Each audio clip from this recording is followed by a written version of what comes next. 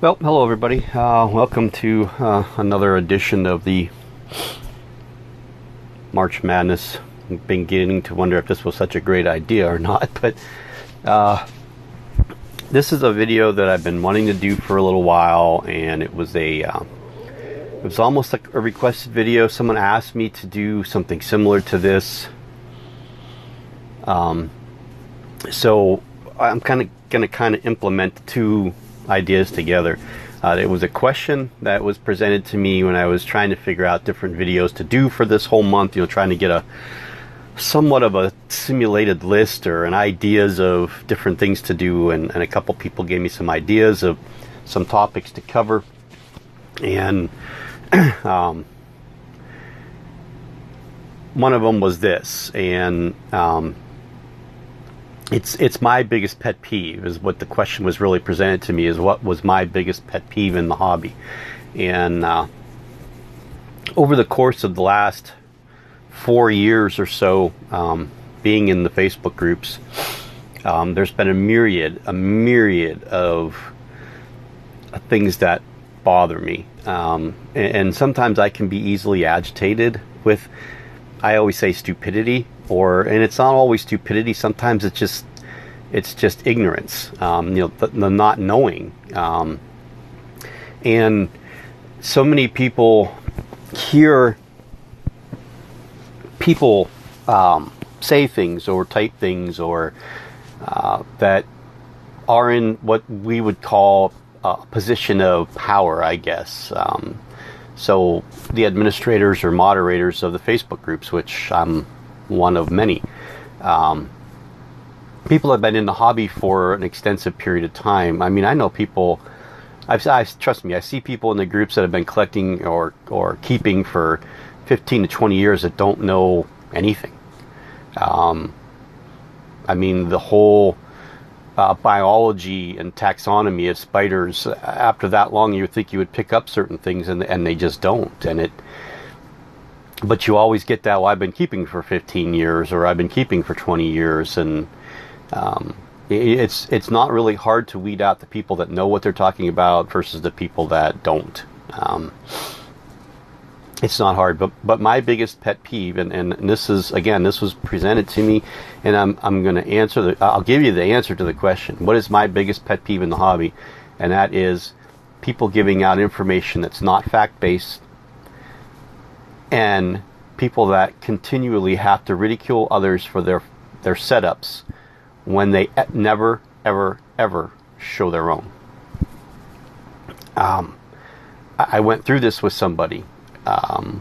This person continually ridiculed people for their enclosures, and seems to like to just be nasty to people. I think he knows what he's talking about for the most part, but so it happened a couple months back. He just kept hammering this poor girl who was new to the hobby, was no help to her whatsoever, just ridiculed everything that she did. She was sold a spider at a pet store. She was sold an enclosure. She was sold a bunch of decorations. She was sold a sponge. She was sold everything. She didn't know any better. And I'm also tired of people saying, research your stuff way before you're going to get it. Is it helpful? Yes. But if you can honestly tell me that no one's ever gone out and impulse bought anything before, animal-wise, I think that would be somewhat of a stretching of the truth. But anyway, back to this fellow. He continually was ridiculing this girl, and you could see that she was a little distraught. This was not on a group that I moderated on, and I kind of called him out on it. And I simply said, instead of saying all the things that you're saying negatively, why don't you explain to her why her setup's not right? Not just getting on her for not researching. And she was sold I believe it was a rose hair or elbow pelosum, one or the other, and she was sold a 12 by 12 by 18 Exoterra for it, and the spider was only 2 inches big, and it's not an appropriate enclosure for that species. And it's almost like he was trying to get her to get out of the hobby, telling her that she should be ashamed of herself for not researching, and so on and so forth. And eventually I said, you know what? I'd like to see some of your setups. For all the huffing and puffing that you do all the time, Why don't you throw some of your stuff up there? Well, yeah, I'll do that. And it never happened. And, for me, if somebody said that to me, I'd be taking pictures right away and putting them on there and say, okay, here you go, and when we see it a lot with people that don't know what they're doing or don't have the means to do it, from some of the, places like the Philippines. There's a lot of keepers there that don't have the money to have proper setups, to have dirt, a lot of it. They can't get it. And their setups aren't very good. And people just, are constantly hammering people. And I've gotten to the point where it's just really starting to frustrate me, to the point where, you don't want to be around those groups anymore. You don't want to have to listen to these same people over and over and over again. All they do is ridicule. They don't ever help. They just constantly ridicule. So another example, and this person, I'm not going to even give a gender of this person. We're just going to call this person. And this person is another one that is a moderator of a small Facebook group. It's not a very popular one. And it's one of those ones where you have a few moderators that like to puff out their chest and, say, hey, look, I'm the admin of this group. This is how it's going to be. And if you don't like it, there's the door. And the language that they use, to me, it's just unprofessional. If you are going to admin or moderate a group, you need to be somewhat professional. I know we all can't keep our cool all the time, but dropping F-bombs to people and telling them there's the effing door and everything else, to me, is just not cool. But anyway, this moderator likes to go on other groups and tell people that their setups aren't very good, that this spider needs way more dirt. You need a water dish. Even the smallest sling needs a water dish. And I'm going to tell you right now, my little tiny Brachypelma albiceps that's the size of a pinhead, I'm not putting a water dish in there. That just ain't going to happen. I know many keepers that have been keeping for 25, 30 years don't use water dishes at all. Period. They just don't use them. Anyway, constantly getting on people, has an opinion. Generally, I like to question this person a lot, and I do it for a reason. I don't do it to be a dick all the time, but I do it to try to instill in them that just because somebody else says something doesn't mean it's right, first of all. And second of all, if you're going to say something to somebody, please at least explain why you're saying it. Don't just say it. You don't have enough substrate. Don't you ever do your research, blah, blah, blah. So I found it ironic one day that this person, the day before, was ridiculing two different people on one Facebook group. And I happened to just, somebody that I knew posted on one of this person's Facebook group that she moderates on. Oop, I said she. Oops. Anyway, this person moderates on, and so I went over there and I was just kind of browsing, and I don't go there very often because I really honestly think that the group is crap. It's garbage, to be honest with you. There's no good information there at all. It's just people that have attitude issues that can't survive on the other groups by talking to people the right way, so we just make our own group, and we'll just make our own little circle here. So anyway, I go there, and there's all these pictures from this person of all these new slings that this person got in those little tiny 2-ounce deli cups, okay? And I don't have an issue with putting tiny little slings in 2-ounce deli cups, because a lot of people do it. But if you're going to have a spider that's already a 1/2 inch or 3/4 of an inch long, and you're going to put it in one of those little 2-ounce condiment cups, deli cups, whatever it is, they're going to poke all these holes around there, and you're not going to try and smooth the holes out whatsoever. And then you're going to put, maybe a 1/4 inch of dirt on the bottom for a species like an Ephebopocyon anathis. To me, you have absolutely zero right to go on any other group and tell people how to keep their spiders. That's just me. Again, I don't really particularly care how anybody keeps their spiders, but I do care when you ridicule others for doing it and you don't do the same things yourself. That's what really agitates me. And that's one of my biggest, hugest pet peeves in the hobby is people that will continually ridicule other people for their substrate depth, for trying something new, for experimenting a little. Again, I've watched countless documentaries now on YouTube and National Geographic Channel, any documentaries that I can find of people going out into the wild, or people doing research on these things, on these tarantulas and spiders and everything else. The things that they do to them would shock people. And the problem that we have is, and I'm going to try and say this word the right way, and I'm probably going to not say it the right way, is that we still have way too many people that anthropomize,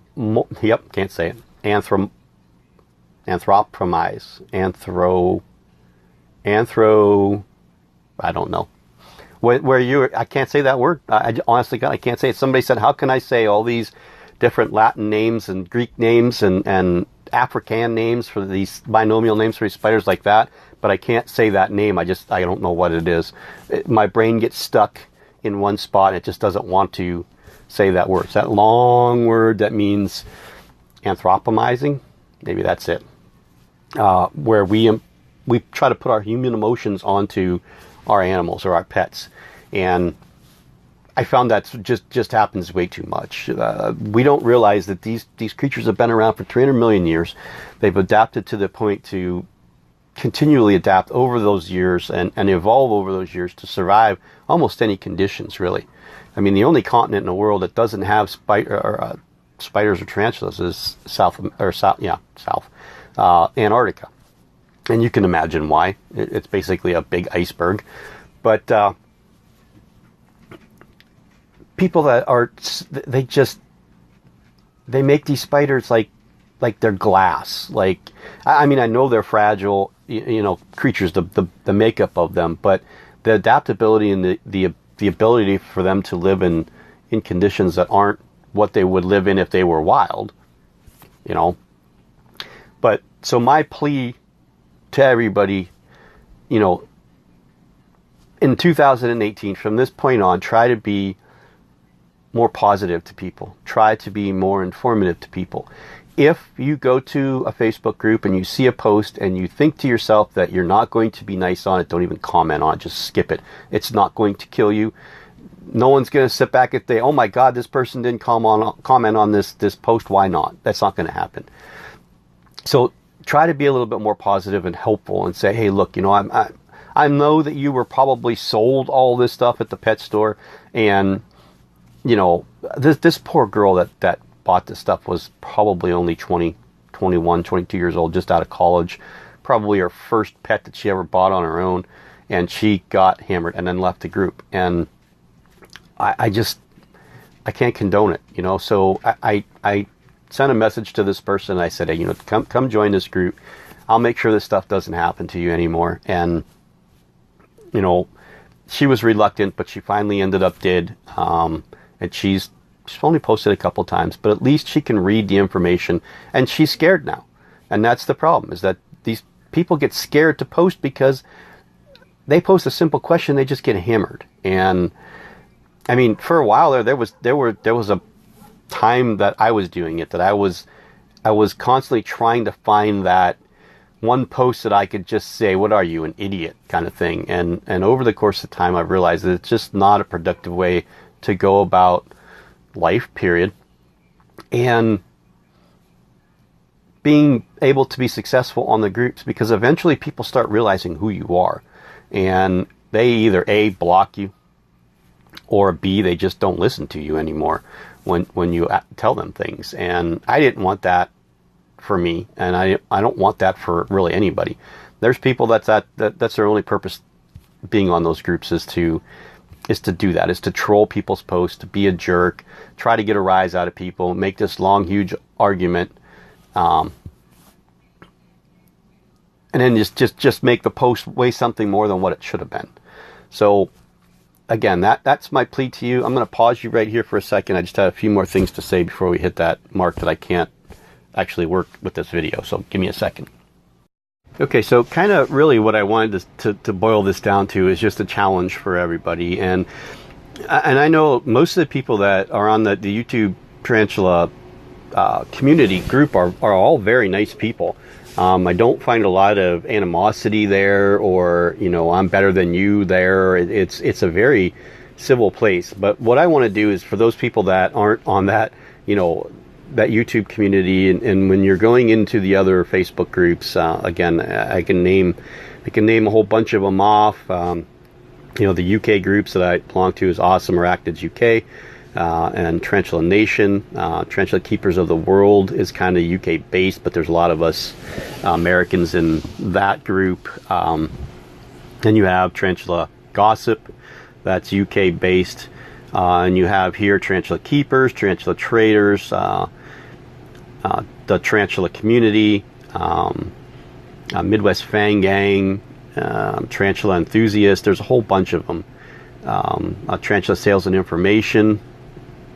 I think that's what it is, right? Is it Tarantulas of the World Sales and Information? That might be what it is.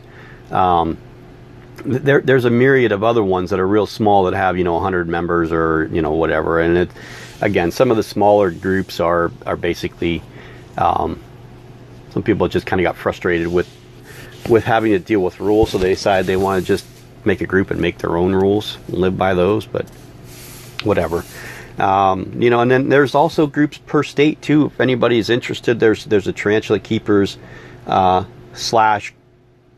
Pennsylvania, or Pennsylvania Tarantula Keepers. I can't remember what it is. Tarantula Keepers - Pennsylvania.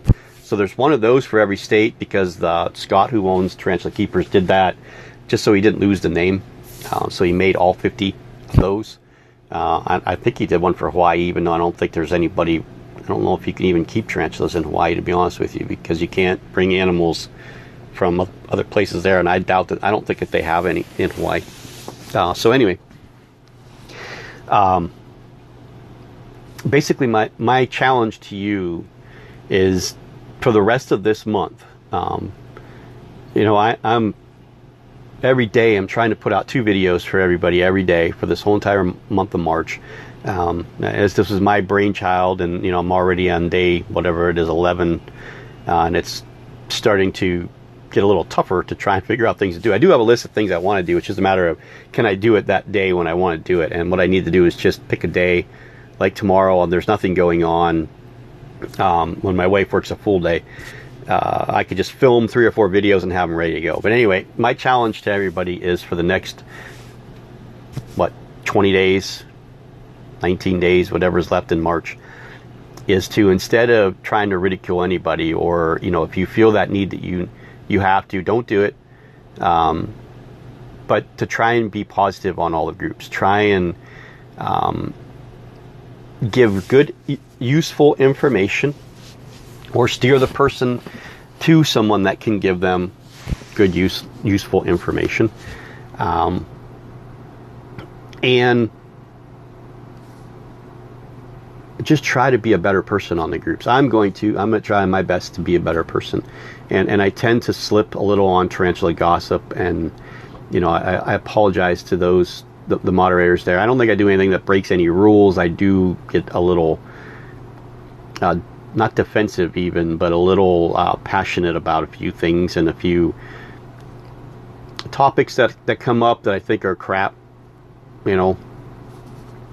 There's things that everybody has feelings about, and I don't like people, I don't like the comparison when people say, you're retarded because you don't know this, or you might as well be autistic, or because you don't know this, and they use real debilitating issues that people have to deal with as a joke. And I mean, I don't think we should be offended by everything, but some of it's just in poor taste, and I just, I wished it wouldn't happen anymore. I really do. But anyway, try to be more civil to everybody. And again, a lot of people don't know, a lot of things that people think they know that are true aren't really actually true. And it's not because they're dumb. It's not because they didn't do their research. The problem is that they listened to people that they thought did do research, or they went to that infamous Google, and you just sit back and you read the first thing that you see without reading anything else, and then use that as gospel. And I did it yesterday. I've watched this video 3 times. I'm actually going to watch it again today because it's just fascinating, on Ephebopus murinus, and it's from Bugs and Stuff, Guy Tansley. If you're a tarantula person and you enjoy videos and you want to see stuff that's in actual natural habitats, they go out and they study these animals in the wild. Look up Bugs and Stuff on YouTube. Guy Tansley is a biologist, arachnologist, and they'll go out and they do these expeditions in place. I think his new one was just finding the Sulawesi black, which I think that's in Cambodia or maybe Vietnam. I'm not really quite sure where it's from. I haven't watched it yet, but they actually go out and they find the burrows and they tickle the spiders out, and they'll pick them up and they study them and then they put them back. They take pictures of them, so you'll actually get to see where these things are from, and what they live in, conditions that they live in, and it's very interesting. So I took a couple pictures of Delaney, the Ephebopus murinus that I fed last night, that was actually out of the burrow, and just the gold skeleton pattern on her legs was just like boom. It was just like neon lights that hit you. And when she's out like that, I know she wants to eat. So I kind of tickled her out. I gave her a worm, and I took some pictures of her, and I put it on the tarantula community. And I went to Theraphosidae site, I went to the Spiders catalog, and then I went to Google and I was looking at Wikipedia, and using the simplicity of that stuff, based with adding the simplicity of that language to what I read on the other things, and I put a little post on the tarantula community with a couple pictures of her, and then the name of the spider, who discovered it, when, the common name, where they're found, and the countries that they're found in, the information about the urticating hair being on their pedipalps instead of their abdomen, and where it's actually located on the pedipalps, which is the medial femoral, which is down towards the end here on the outside, I believe, is medial. Right? Is that the medial? Or is the inside? The inside's medial. Inside's medial. And then they rub their pedipalps on their chelicerae, and that's how they shoot those hairs in the air. Yeah, because it's medial and lateral, right? Anyway, and then I put, where they're found. They can be found both in, the forest, damp, swampy areas, in burrows, underneath rocks, underneath twigs, leaves, whatever. They'll make a little burrow, and then they're also found on, dry embankment roads, or road embankments. Right on the side of the road, they're digging them right out of these embankments where they, maybe they made the road and they pushed the dirt up against here, and the spiders dug horizontal holes in there. It's almost like a wall of dirt, and that's where they're at, completely dry. So, 2 different areas and 2 different climates and atmospheres, or environments where they're found. So, I just kind of put that on there, but that's what happens. Is people go and they read one thing and they believe it for fact, and they don't realize that Wikipedia isn't like some scientist wrote these things. You can go in there and edit it, I believe. If you have information, you can go in and edit Wikipedia and add information or take information away or whatever it is. I've never done it, but I think anybody can just go do it. Correct me if I'm wrong, but so and that's the thing that I just want to address, is just please try to be positive just for the rest of this month.